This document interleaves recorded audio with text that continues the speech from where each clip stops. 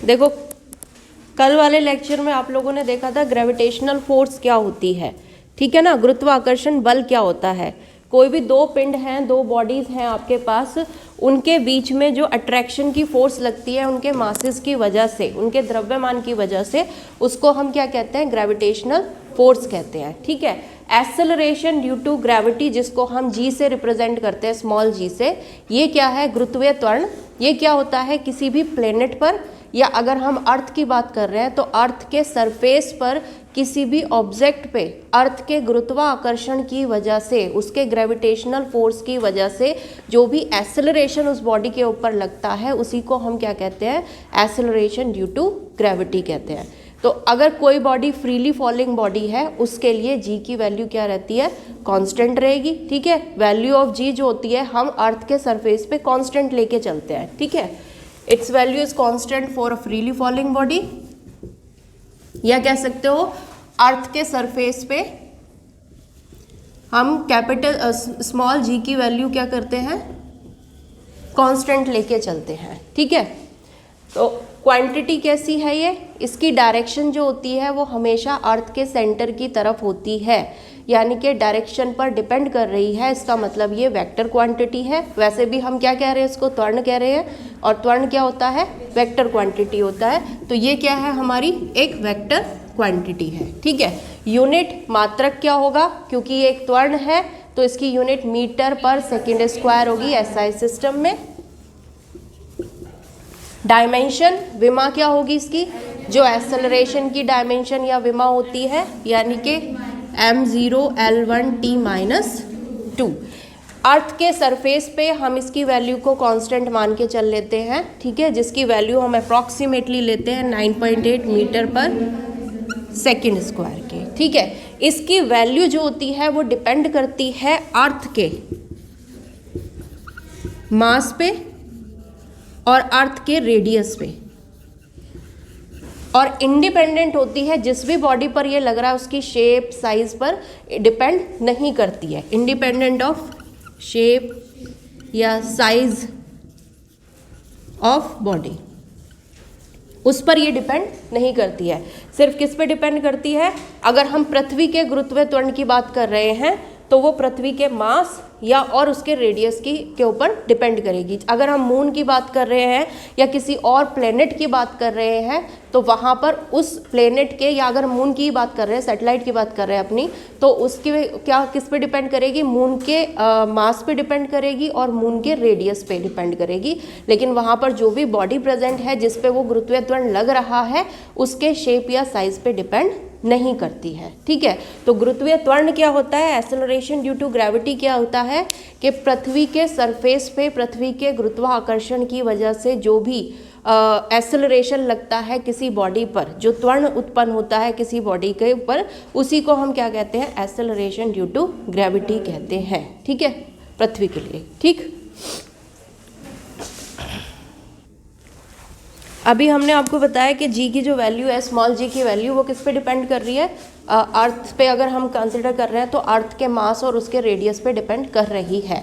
अब अगर हम कोई भी दो बॉडीज़ लेते हैं जिनका मास अलग है, यानी कि एक हैवी है और एक उससे लाइट है कंपैरिजन में, और उनको सेम हाइट से ड्रॉप करते हैं, ड्रॉप करने का मतलब इनिशियल वेलोसिटी उनकी क्या होनी चाहिए, 0 हो गई, ठीक है। तो अगर उनको सेम हाइट से ड्रॉप करते हैं वैक्यूम में, वैक्यूम का मतलब क्या हुआ, वहाँ पर कोई गैसेस प्रेजेंट नहीं है, ठीक है, कोई पार्टिकल वहाँ प्रेजेंट नहीं है, और वहाँ पर अगर हम ड्रॉप करते हैं अलग अलग मासेस की दो बॉडीज़ को, तो वो दोनों बॉडीज़ ग्राउंड पर सेम टाइम में पहुँचेंगी। न्यूटन की इक्वेशन आपको पता है, S = ut + ½ AT², ठीक है। अब A की वैल्यू किस पे डिपेंड कर रही है, अर्थ के मास पे और रेडियस पे, तो दोनों के लिए A की वैल्यू क्या होगी यहाँ पर, G, ठीक है, और U दोनों के लिए क्या है, 0। तो S = आ गया आपका ½ GT², या कह सकते हो T की वैल्यू क्या हो जाएगी इसकी, 2S/G√। ये वैल्यू दोनों बॉडीज़ के लिए होंगी, जो लाइटर वेट वाला होगा उसके लिए भी यही टी की वैल्यू आएगी, और जो हैवियर होगा उसके लिए भी टी की वैल्यू यही आएगी। तो इसका मतलब अगर वैक्यूम की कंडीशन है तो हैवी या लाइटर दोनों तरह की बॉडी सेम टाइम में जो होंगी नीचे ग्राउंड पर आएंगी, ठीक है। लेकिन अगर एयर प्रेजेंट होगा तो वहाँ पर क्या होगा, जब बॉडी नीचे की तरफ आएगी तो एयर का अप थ्रस्ट लगेगा, एक ऊपर की तरफ उस पर फोर्स लगेगी।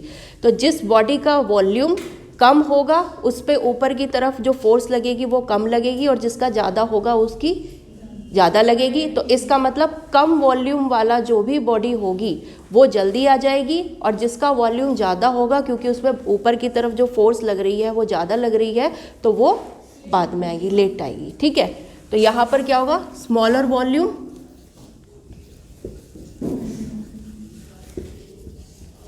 Body reaches first.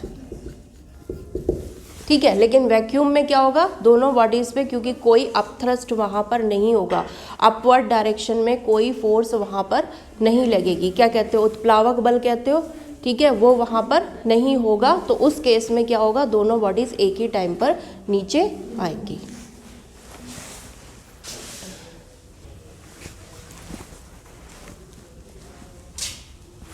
देखिए वैसे तो हम क्या मान के चल रहे हैं कि अर्थ के सरफेस पे जी की वैल्यू क्या है, यहाँ पर स्मॉल जी की वैल्यू कांस्टेंट है, लेकिन इसकी value place to place vary भी करती है, वो भी हम देखेंगे आगे किस तरह से वेरी करती है।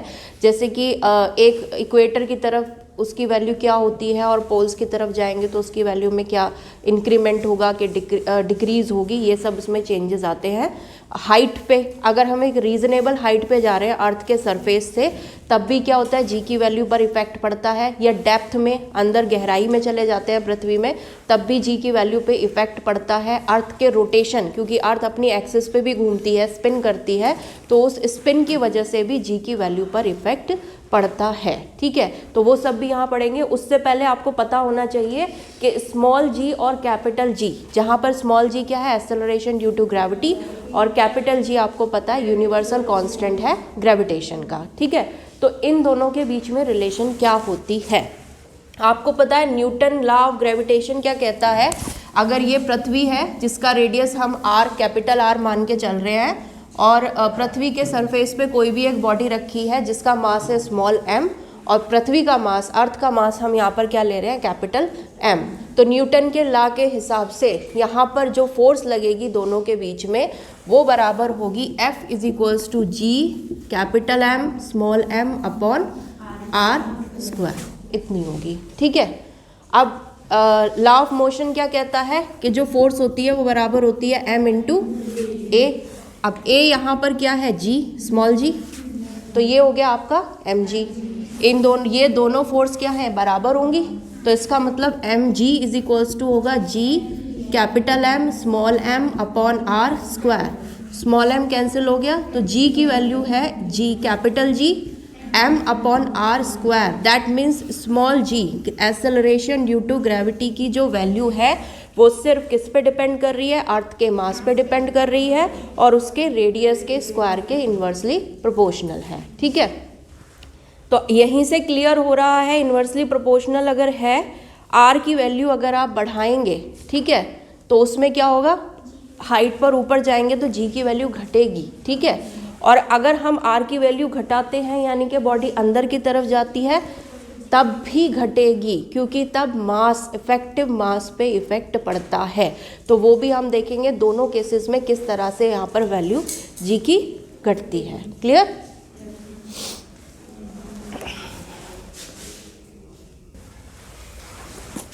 अब जी की वैल्यू में आपको बताया कि इसकी एक्चुअल जो वैल्यू होती है वो अर्थ के सरफेस की अगर हम बात कर रहे हैं तो प्लेस टू प्लेस भी डिफ़र करती है, एल्टीट्यूड के साथ भी इसकी वैल्यू में वेरिएशन आते हैं, और डेप्थ के साथ भी आएंगे, गहराई के साथ भी आएंगे, और अर्थ के रोटेशन की वजह से भी आते हैं। तो सबसे पहले हम देखेंगे एल्टीट्यूड पे, यानी कि अगर हम अर्थ सरफेस से किसी हाइट पर जाते हैं तब जी की वैल्यू में क्या चेंज आता है।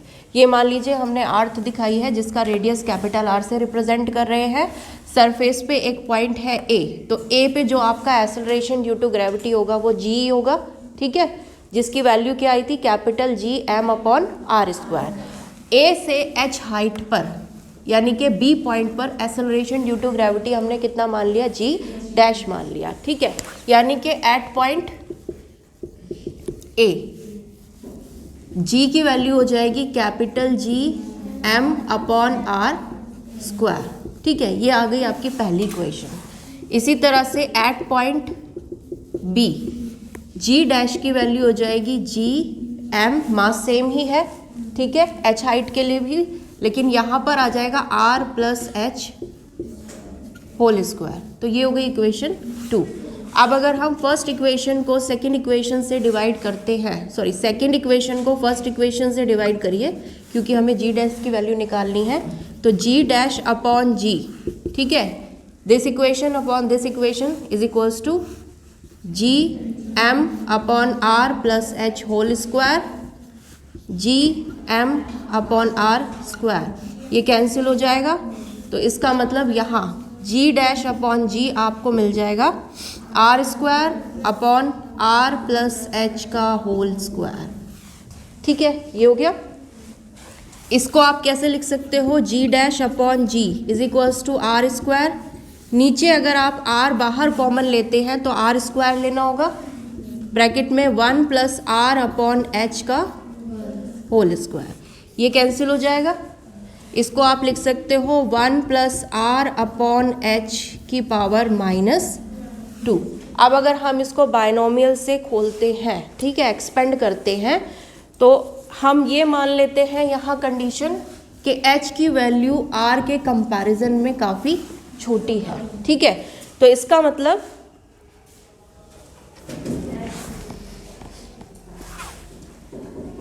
ये उल्टा हो गया, h अपॉन r आएगा, r अपॉन h नहीं आएगा, ठीक है, ये हो गया h अपॉन r, ठीक है।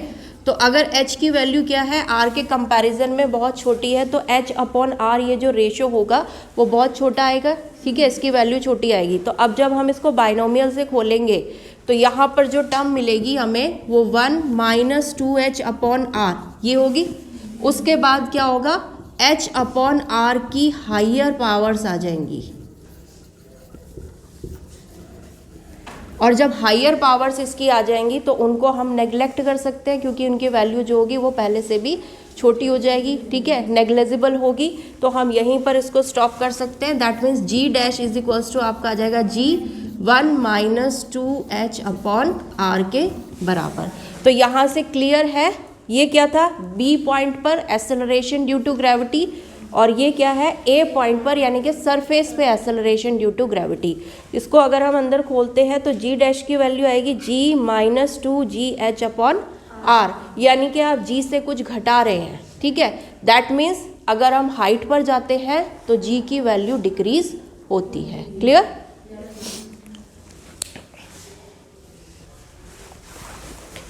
देखिए हाइट के साथ जी की वैल्यू डिक्रीज हो रही है। अब हम देखेंगे डेप्थ के साथ भी जी की वैल्यू डिक्रीज ही होती है, ठीक है। हमने ये पृथ्वी का एक वो मान लिया स्ट्रक्चर, ठीक है, ये सेंटर है इसका, और इस सेंटर से बी पॉइंट पर जो इसकी एक्सेलरेशन ड्यू टू ग्रेविटी है वो कितनी है, जी डैश है, और ए पॉइंट पर कितनी है, जी है, ठीक है। ए से जब हम एक्स हाइट नीचे जाते हैं यानी कि डेप्थ नीचे जाते हैं, गहराई में जाते हैं, तो वहाँ पर हमारा कौन सा पॉइंट है, बी पॉइंट, जिस पर एक्सेलरेशन ड्यू टू ग्रेविटी कितना है, आर, जी डैश, ठीक है। अर्थ का रेडियस हमने आर मान लेते हैं, ठीक है, आर ई मानने की ज़रूरत नहीं है। अब पृथ्वी का पूरा मास कितना है, एम, ठीक है, और ये जो बी पॉइंट है, अगर इस बी पॉइंट को लेकर हम एक गोला बनाएं तो उस गोले का मास कितना आता है, एम डैश, यानी कि यहाँ जो गुरुत्वीय त्वरण लगेगा वो एम डैश मास की वजह से लगेगा, ठीक है। अब हम सबसे पहले ए पॉइंट कर लेते हैं, तो क्योंकि वो सरफेस पे है तो जी की value G M upon R square होगी, ठीक है। अब मास को आप क्या लिख सकते हो, वॉल्यूम इनटू डेंसिटी। हम मान लेते हैं कि पृथ्वी की जो डेंसिटी है वो एक कांस्टेंट मान लेते हैं, रो, ठीक है। तो वॉल्यूम अगर आर रेडियस का गोला है तो उसका वॉल्यूम होता है 4/3 पाई आर क्यूब, ठीक है, इनटू डेंसिटी यानी कि रो। इस वैल्यू को यहाँ रखेंगे तो जी की वैल्यू आ जाएगी capital G upon R square, capital G upon R square into 4/3 pi R cube rho, ये कैंसिल, तो जी की वैल्यू आपकी आ जाएगी 4 pi capital G R rho upon 3, ये आ गई, ठीक है। इसी तरह से एट पॉइंट बी जो आपका जी डैश है इसकी वैल्यू हो जाएगी capital G M dash upon ये कितना हो जाएगा R E minus X, R minus X का होल स्क्वायर। ठीक है, यहाँ m डैश की वैल्यू अगर हम निकालते हैं तो वो होगी 4/3 pi r minus x cube into रो। इस वैल्यू को यहाँ सब्सटीट्यूट करते हैं तो g डैश हो जाएगा g upon r minus x square into 4/3 pi r minus x cube into rho. तो यहाँ आपके पास बचेगा 4 pi g r minus x rho upon 3। तो यहाँ से ये हो गई आपकी पहली इक्वेशन और ये हो गई आपकी दूसरी इक्वेशन। ठीक है, यहाँ पर हमने मास ले लिया, इधर हमने इफेक्टिव मास ले लिया, क्या होगा जिसकी वजह से जी डैश की वैल्यू आएगी। अब दो वैल्यू ये मिल गई, यहाँ पर फिर से हम क्या करेंगे जी डैश को डिवाइड कर देंगे जी से। तो अगर हम जी डैश को जी से डिवाइड करते हैं तो हमारे पास क्या मिलेगा, ऊपर क्या है 4 pi g r minus x rho upon 3 और नीचे है 4 pi g R rho upon 3। तो ये सब तो कैंसिल हो जाएगा, आपके पास क्या बचेगा R minus x upon R. ठीक है, ये बचेगा। इसका मतलब जी डैश अपॉन जी की वैल्यू अगर हम इसको खोलते हैं तो 1 माइनस एक्स अपॉन आर हो जाएगी। ठीक है, अगर इसको सेपरेट कर देते हैं तो g dash is equals to g 1 minus x upon r, ये इसकी वैल्यू आ गई। यानी कि अगेन जी से हम कुछ घटा रहे हैं तब हमें एक्सेलरेशन ड्यू टू ग्रेविटी की वैल्यू मिल रही है। इसको हम क्या लिख सकते हैं g minus g x upon r. तो इसका मतलब डेप्थ में अगर हम जाते हैं, गहराई में जाते हैं, तब भी जी की वैल्यू क्या होगी डिक्रीज ही होगी। ठीक है, देखो अर्थ की हाइट पे आपने देख लिया डिक्रीज हो रहा है, डेप्थ में जा रहे हैं तब भी डिक्रीज हो रहा है। अब अर्थ की शेप की वजह से भी क्या होता है, इस पर इफेक्ट पड़ता है, जी की वैल्यू पर इफेक्ट पड़ता है। आपको पता है अर्थ की कुछ जो शेप है उसको ऑरेंज टाइप हम मान के चलते हैं, यानी कि इक्वेटर जो होता है वहाँ पे रेडियस ज़्यादा होता है इन कंपैरिजन टू पोल्स। ठीक है, नॉर्थ पोल और साउथ पोल हैं जैसे, वहाँ उस तरफ अगर हम इसका रेडियस निकालेंगे तो वो कम होगा और इक्वेटर पे थोड़ा क्या होता है ज़्यादा होता है। अब जी की वैल्यू इन्वर्सली प्रोपोर्शनल है आर स्क्वायर के। अगर हम इक्वेटर पर इसका रेडियस आर ई मान रहे हैं और पोल्स पर आर पी मान रहे हैं, तो क्योंकि आर ई जो है वो ज़्यादा है कंपैरिजन टू आर पी, तो इसका मतलब अगर हम जी ई लेते हैं तो वो उसकी वैल्यू कम होगी कंपैरिजन टू जी पी, यानी कि पोल्स पे जी की वैल्यू ज़्यादा होती है और इक्वेटर पर इसकी वैल्यू कम होती है। क्लियर? देखिए लास्ट इसमें हम देखेंगे कि रोटेशन, अर्थ क्योंकि अपनी एक्सिस पे स्पिन करती है तो उसकी वजह से जी की वैल्यू पर क्या इफेक्ट पड़ता है। ठीक है, देखिए अब जब कोई भी बॉडी स्पिन करती है, रोटेट करती है, तो उसके ऊपर क्या होता है, एक बाहर की तरफ भी बल लगता है। ठीक है, सेंट्रीफ्यूगल फोर्स जिसको हम कहते हैं। तो अगर हम ये मान रहे हैं कि अर्थ पृथ्वी है, अर्थ है और ये एक्सिस पे ऐसे रोटेट कर रही है, तो इस पे कोई भी सरफेस पे हमने मान लिया बॉडी रखी है जिसका मास m है, तो उस m पर क्या होगा, उस बॉडी पर क्या होगा, बाहर की तरफ भी एक फोर्स लगेगी जिसकी वैल्यू क्या होगी m omega square r, mv square over r करके निकालते हो आप लोग। ठीक है, तो ये क्या होगी, इस जो भी जिस एक्सिस के अबाउट ये घूम रही है उससे परपेंडिकुलरली होगी। ठीक है, आपको पता है जो बॉडी का वेट होता है या जी की जो डायरेक्शन होती है वो हमेशा किस तरफ होती है, पृथ्वी के केंद्र की तरफ, सेंटर की तरफ होती है। यानी कि वेट mg इस डायरेक्शन में लगेगा, लेकिन इसका कोई एक कंपोनेंट इससे अपोजिट डायरेक्शन में होगा, तो जो इफेक्टिव वेट होगा बॉडी का वो कम हो जाएगा पहले के कंपैरिजन में। तो mg डैश अगर हम इफेक्टिव वेट मान रहे हैं तो वो हो जाएगा mg minus R omega square cos square theta के, जब हम इसको सॉल्व करके आएंगे। ठीक है, अब यहाँ पे देखिए, अगर या इसी को अगर हम पहले ये लिख लें, m कैंसिल हो जाएगा, यहाँ पर m आएगा, तो g dash is equals to हो जाएगा g minus R omega square cos square theta के बराबर। ठीक है, तो यहाँ पर अगर थीटा की वैल्यू हम मान लें कितनी हो गई 0, तो थीटा की वैल्यू 0 का मतलब cos 0 इज 1। ठीक है, तो यहाँ पर g डैश की वैल्यू क्या हो जाएगी, g minus R omega square. Theta की वैल्यू 0 कब होगी? जब ये इक्वेटर पे होगा, ठीक है। तो और कॉस थीटा की वैल्यू कॉस 0 हो जाएगी। कॉस 0 कितना होता है? 1। तो यहाँ से जी डैश इज इक्वल टू आ गया आपका जी माइनस आर ओमेगा स्क्वायर के बराबर, ठीक है। दैट मीन्स यहाँ पर हम जी में से क्या कर रहे हैं? कुछ घटा रहे हैं। तो इसका मतलब इक्वेटर पे जो इसका इफेक्ट होता है रोटेशन का वो सबसे ज़्यादा होता है और इसकी वैल्यू जो होती है जी की वो सबसे कम हो जाती है, ठीक है। अब अगर थीटा क्या हो जाए आपका? 90 डिग्री हो जाए तो कॉस 90 कितना होता है? 0। तो यहाँ पर जी डैश किसके बराबर मिलेगा? जी के, यानी कि पोल्स पे जी की वैल्यू क्या होती है? मैक्सिमम होती है, क्योंकि वहाँ पे रोटेशन का इफेक्ट अगर हम देखें तो वो मिनिमम हो जाता है। क्लियर?